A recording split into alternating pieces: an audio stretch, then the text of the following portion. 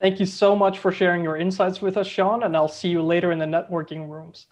Now I'd like to welcome all of you to the Startup Nation segment. I'm joined on screen now by Mercedes Bent, a partner at Lightspeed Venture Partners, to discuss upcoming market trends related to the future of digital learning. Welcome, Mercedes. Thank you for having me. Yeah. Now, before we go into your list of startups, we should keep an eye out. The list of startups we should keep an eye out for in this space and the two live pitches. I'd like to start off with you. Perhaps you can tell our audience at home a little more about Lightspeed Venture Partners and your role there. Sure. At Lightspeed Venture Partners, we're a large venture capital firm based in San Francisco Bay Area, and we have offices all over the globe. We have offices in China, India, Southeast Asia, Europe, and the Middle East. And I've also started looking into doing investments in LATAM. We got started about 20 years ago, right before the dot-com boom. So we've seen our fair share of ups and downs in the markets, first the 2000s, 2008, and maybe whatever the next coming one is.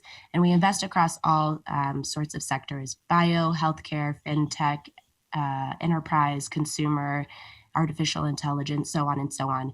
We do check sizes on the early side, starting around 3 million and go up to 100, 150 million, whatever is required to stay with founders until they exit or IPO.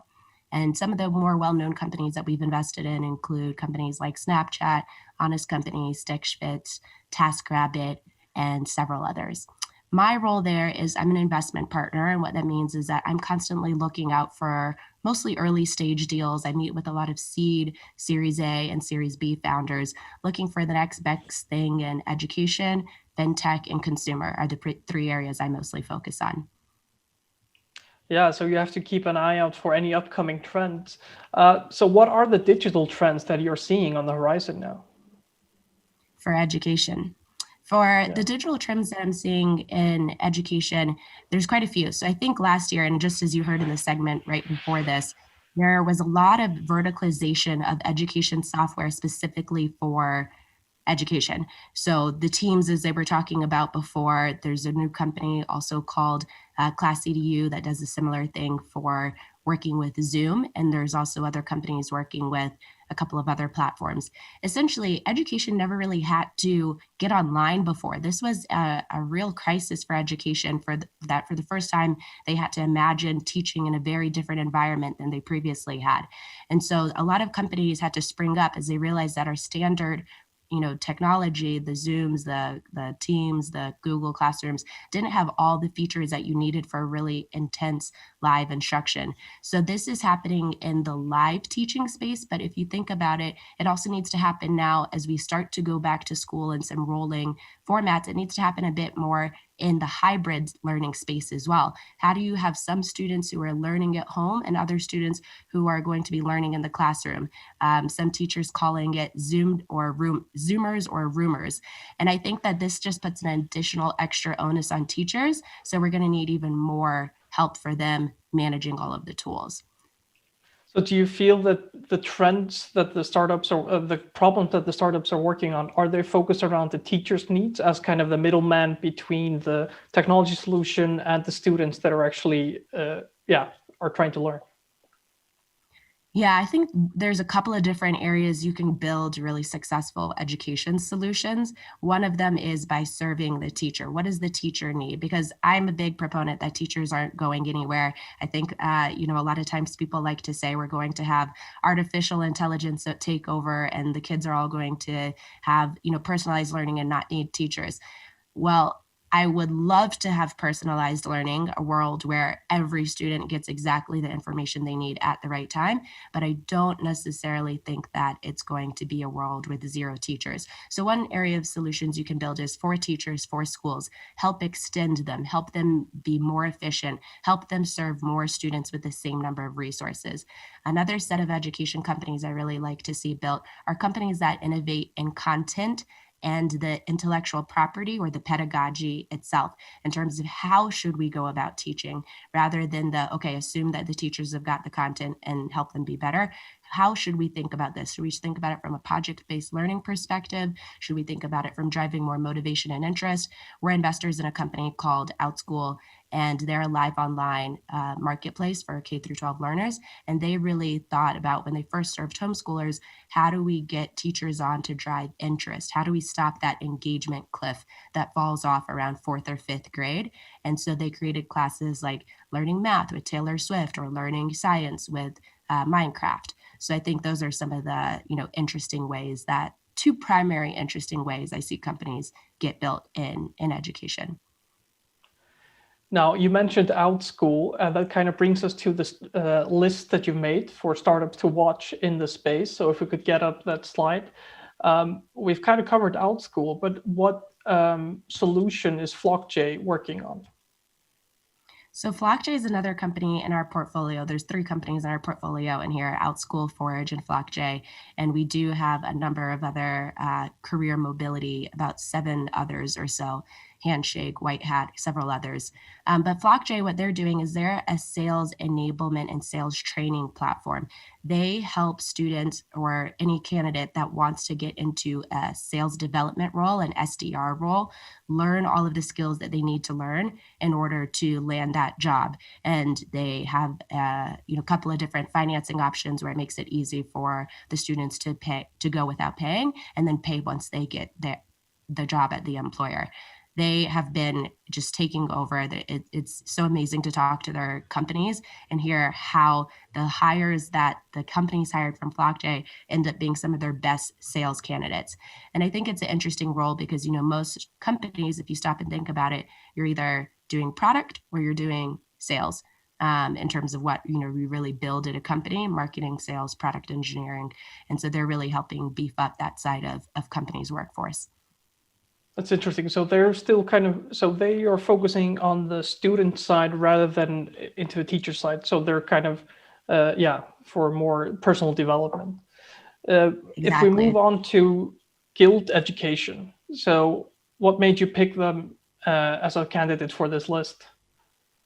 Guild Education is a beast of a company. Rachel Carlson, one of the co-founders and CEO, has been leading it for quite a while. And what I really love about them is that, as I was talking about before, they enable and extend universities, because they're kind of a marketplace. They work with universities, they work with employers who need their employees trained, oftentimes frontline, blue collar frontline workers, folks that have to work while they're also in school, and they allow them to obtain their degree at the same time. So I think it's a really interesting approach of saying, hey, not saying universities are dead, but instead, how do we make it more efficient for universities and companies to connect, meet the learner where they already are, which is when they're employed at a company, and then allow them to finish their degree. On that point, you've also talked about the importance of investing in diversity and inclusion. So would you say this is type of the edtech products that address underserved markets? Definitely. I think that especially when you think about Guild, there are, a third of Americans go to college and complete college, a third of Americans go to college and don't complete college, and a third of American adults don't go to college at all. And so when you think about the traditional college learner, who we all think of as somebody 18 to 22 years old who goes to a campus for 4 years and obtains their degree, that's actually increasingly becoming not the traditional learner. And so what Guild Education is doing is saying, let's meet students where they're at, the non-traditional learners, and help them continue their pathway. And I think that really does speak to diversity and inclusion, because you're understanding that our students are diverse, their backgrounds are diverse, their life circumstances are diverse. And so you're helping them obtain their degree no matter where they're at. I think this is also something I really like about Forage, is that they're increasing access and inclusion to the skills that candidates need to join jobs at employers, and making that a lot more accessible. Yeah, that's really interesting. But also, would you see this so is it the hybrid solutions that are working for my more diverse audience? And are most of the startups in this space focusing on that hybrid part? Or do you also see some focusing on improving the physical education, in-room education compared to Zoom education afterwards? Yeah, well, I guess in the last year, it's a little bit tough to say as there haven't been too many startups focused on the in-person learning experience. Most of them have, had to do this remote or hybrid.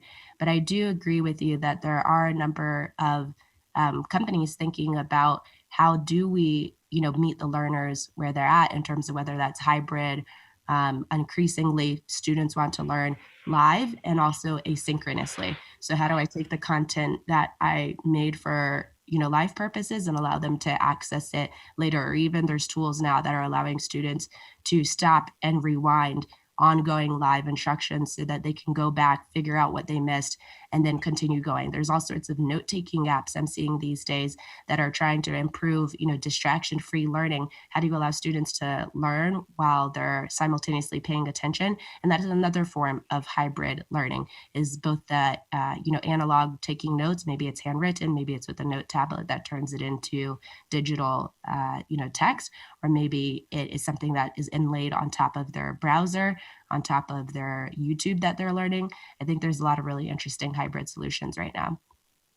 That sounds really interesting because, yeah, even within the digital realm, you still have all these distractions. And I have younger siblings that are still in school, and I know that they've struggled with they have all their entertainment, everything, all the sorts of media open, or like possibility of opening them in classes. So it becomes a bit hard to create kind of a workspace within your entertainment station that can be your computer.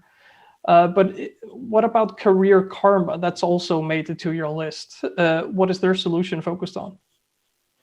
Career Karma is focused on career mobility, and they're essentially looking to be what's a good way to describe them? Sort of the search discovery for anyone looking for education programs. So we know that there's all sorts of education programs out there, but when I'm speaking specifically more about adult learning and higher education, so everything from colleges to boot camps to alternative learning providers, the MOOCs, Udacity, Coursera, Udemy, General Assembly, Lambda, School, all of these different companies. And how do you actually go about getting good information on the programs of each of them, how they stack against each other, how you can build a learning path from maybe taking alternative education to going to a university that grants degrees and provides credit. And so they provide really a index, kind of like Credit Karma for the financial industry. It's a full resource of all the information you would need to understand all of the learning options and increasingly the financing options available so that you can pay for it. And so I think it's really interesting because it sounds on the front a little bit, straightforward. Okay, it's an index of tons of different learning options. But when you think about how that resource doesn't really exist well in one place, and they're starting to amass tens of thousands and millions of users coming on, providing commentary and feedback, it starts to become this really rich resource. Yeah, that sounds really interesting. Now, you briefly mentioned Forage, but we also have Forage and Instruqt here with us today. So we'll perhaps let them explain what they're all about. And I'll ask you to stick around also to ask a few questions. But each will be introducing their technology in a 3-minute pitch and then take some questions from the audience. So remember to add Q&A in your comments on the chat.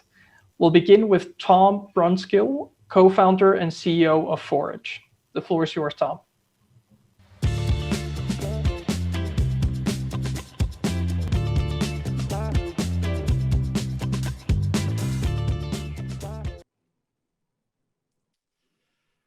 Hi, everyone. Hi, everyone. My name's Tom, and I'm the co-founder and CEO of Forage. Do you remember how hard it was to choose a career when you were at university? As someone without accountants, lawyers, or bankers in my family, I often joke that my decision to become a corporate lawyer came down to watching a lot of Suits and Boston Legal on TV. I didn't have much else to go off. Unsurprisingly, this is not a great way to choose a career. But what happens if you could test out hundreds of careers before actually committing to one? At Forage, that's exactly what we do.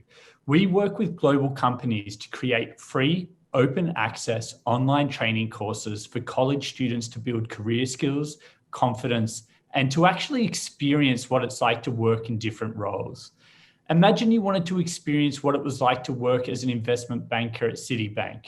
You could enroll into our free open access Citibank institutional banking course and learn how to navigate a fictional M&A transaction, including how to prepare a DCF valuation model, how to prepare pitch documents, how to communicate with clients and directors. Or perhaps you could enroll in our BCG strategy consulting program, where you can learn principles of data analysis to understand the intimate needs of a customer.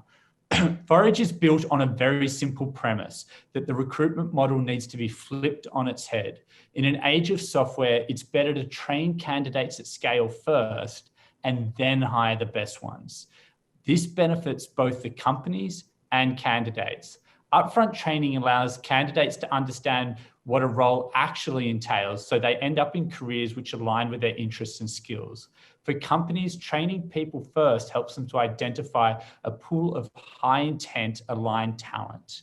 We now offer 75 courses on Forage with companies such as Goldman Sachs, JP Morgan, GE, KPMG, Microsoft, L'Oreal, and others. In 2020 alone, we saw 1 million students enroll in our Forage courses from all around the world. Long term, what we're building is a credentialing system which is designed for the world of work, where companies are the author of those credentials. The sole focus of this credentialing system is to prepare people for the workforce. We are building a better way for people to build skills and land great roles using a model which is free, accessible, and impactful for candidates, no matter your background. If you know someone who's trying to figure out where to start their career or want to build the skills for their dream job, send them to theforage.com.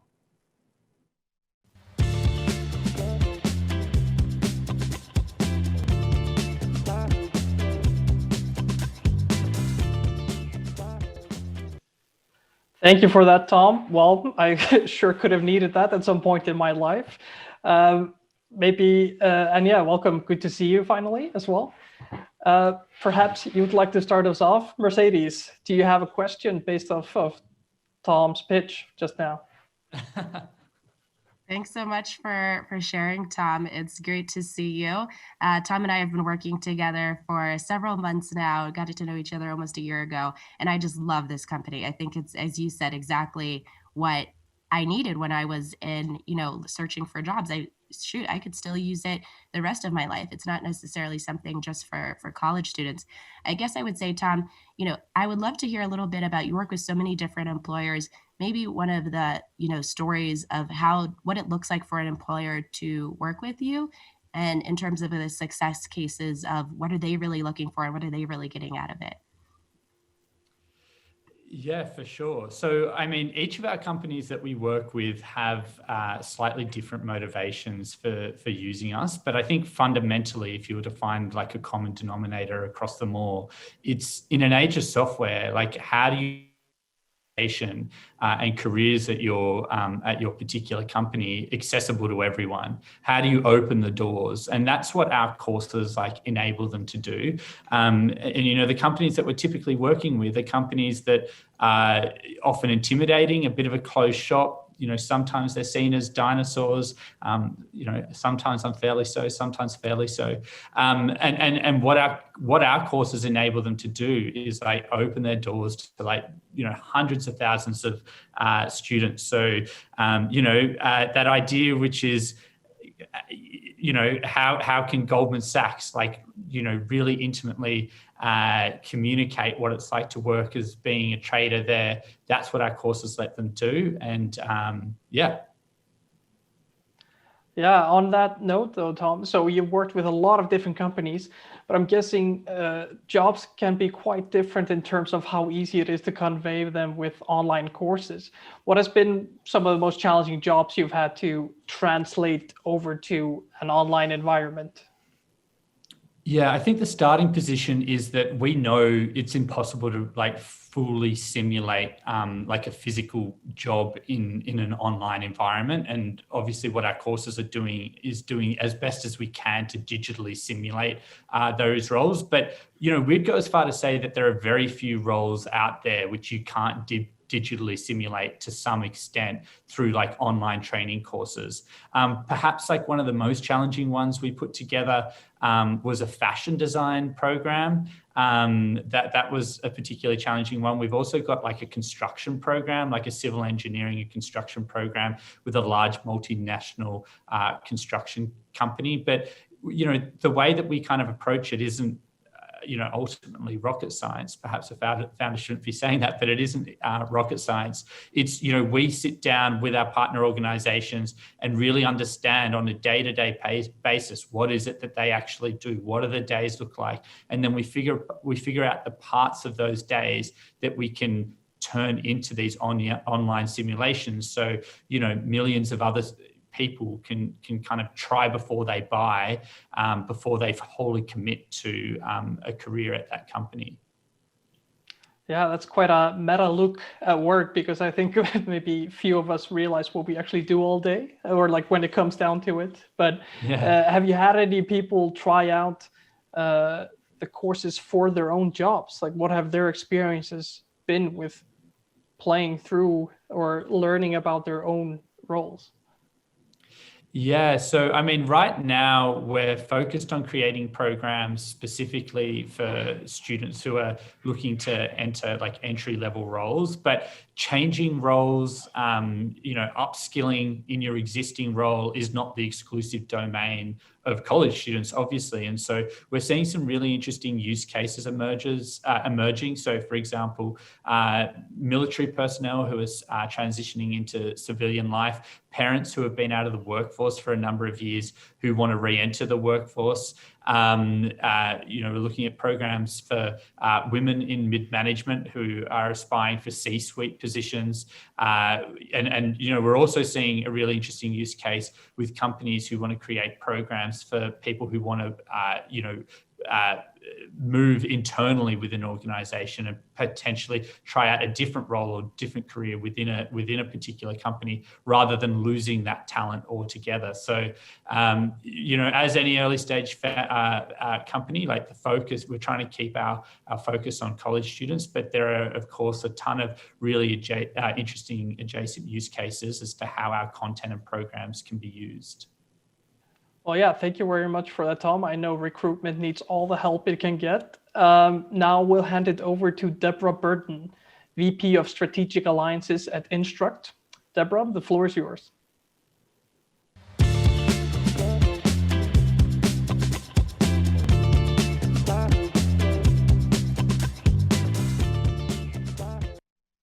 Well, hello and thank you. I'd like to talk a little bit about my company, Instruct. We are a challenge-driven, hands-on learning platform, and our mission is to change the face of tech learning. We're proud that employees from great companies like ABN AMRO and Booking.com and MasterCard have been trained on Instruct. What I want to share with you is how our learning platform can help you drive tech adoption. Could I have the next slide, please? So here is the cold, hard reality. Research from Josh Breslin of Deloitte reveals that the reality for the learner is that the average learner has only approximately 24 minutes a week to learn. So traditional ways of learning fall short of boosting adoption. Video training is just not sufficient. Why is that? Because tech people like doing things, technical things, to do technical things. They like learning by doing. So your tech stacks are very unique. And to master new technologies, you need context. And with Instruct, we can provide you them in their own sandbox environment where they can build it or they can break it and they can understand it using real learning technology. Would you cue the video, please?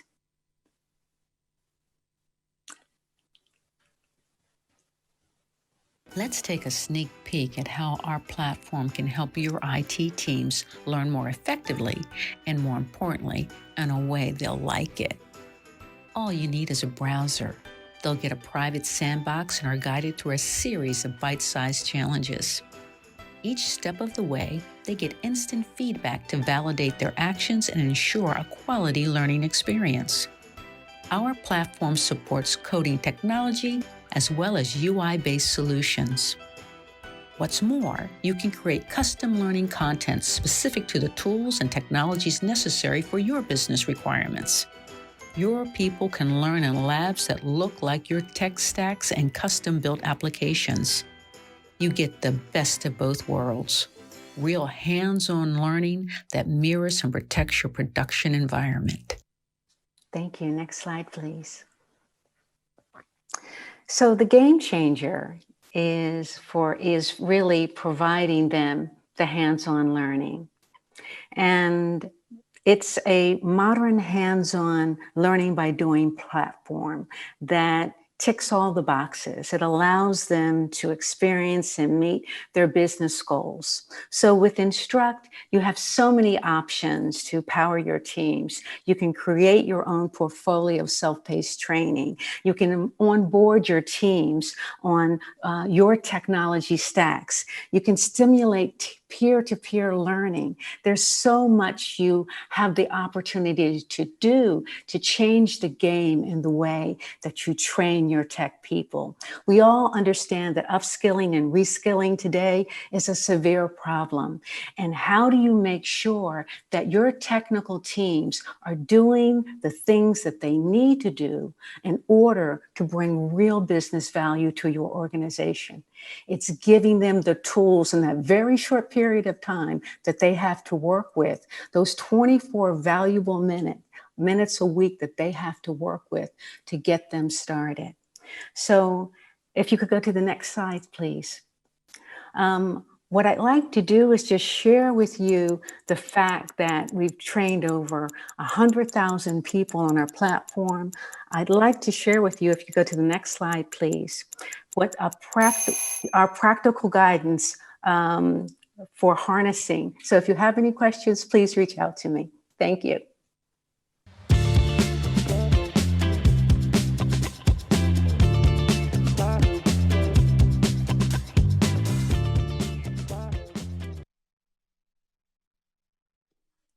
Quickly, before we move into the questions for Deborah, I just want to say it seems to be some people are experiencing some technological issues with the stream, but worry not, a summary will be sent out with the recording of the whole event. So you can always watch this later if you missed any part. So don't worry about that.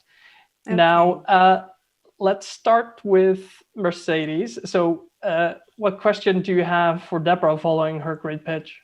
Hi, Mercedes. Hi, Deborah. So nice to meet you. I was curious to learn a little bit more about, what are the most common use cases that you're seeing for your product and what type of teams are finding, using it the most? Yeah, well, that's a great question. What we're finding it is really the IT technical professionals that are in enterprises or in tech companies that are looking for ways that they can quickly upskill and reskill their people. As you know, everyone's talking about digital transformation and how do you get your digital business models. What we've learned with this pandemic and COVID-19 is that you have to find different and better ways of learning. So we've seen so much engagement coming from people that are looking that they can build in their own technology a way to train their people without actually impacting their production environment. So what we do is we spin up an environment for them where they can actually build out their bespoke content and be able to deliver it in ways of training their internal people, training their clients. In many cases, we find many courses are run this way where they can actually at scale train thousands of people at a time, where in the past we'd all get on planes and we'd fly to the location and to training organizations. So there's so many different relevant use cases for organizations that want to, train the modern learner. The fact is, most of the younger folks that are coming on board have grown up on this digital technology. So they are used to learning in a different way. And that's what our platform gives them, that modern way of addressing and doing things differently. Sounds really interesting.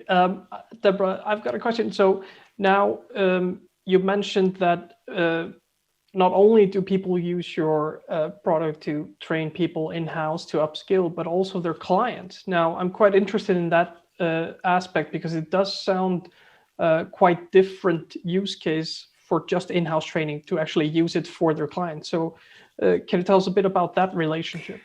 Yeah, when you think about it, and I mean, online training is not new from that perspective.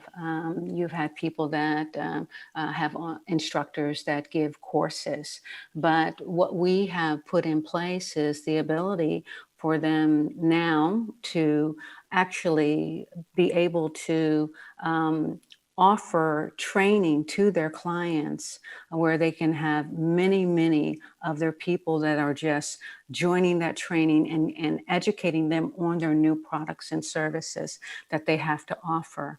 And that's really unique because now what they're doing, and I don't know if you had a chance because of the streaming to see it in the video, but it offers them the opportunity to challenge them through solving the technical issues, which seems to be a really great value proposition for the folks that are doing it. But does that mean, so how easy it is for you to integrate your client's product into your service so you can showcase it off to their client? Yeah, so what they do is they actually build it within our platform. So they build out using our learning platform, the challenges that they want to make for their clients. So they have their training that they want. They put in the different scenarios that they can use, whether it's in some cases they might use some video, they might use some actual text to explain what they're doing, and then the users actually go in to the system and they're prompted to actually think through how they're going to solve those challenges. So that's the way that the platform works. And we find that people, particularly tech people, really are stimulated by actually working in a real live environment, a real live sandbox, but that's not a production environment, to learn with their hands-on of solving the challenges and learning the training. Yeah, and now you've caught the attention of people like Mercedes. Have you seen a increased interest in your offering after people were forced to go remote? Yeah, it's been amazing in that situation. Of course, the pandemic has affected all of us and the way that we are approaching business.